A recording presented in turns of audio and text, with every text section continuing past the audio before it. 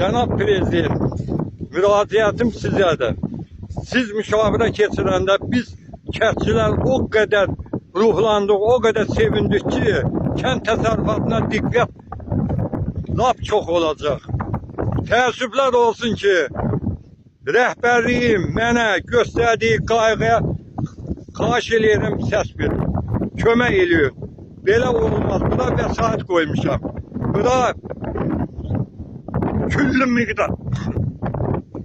küllü miqdarda vəsaitim çıxıb. Pambığım da batır, 13 hektar pambıqdır. Heç kim rəhbərlikdən nə diqqət göstərən var, nə kömək eləyən var. Xahiş eləyirəm. Özüm də 1993-dən Yeni Azərbaycan Partiyasının üzvüyəm. Özümün də pambıqçılıq sahəsində 44 il stajım var.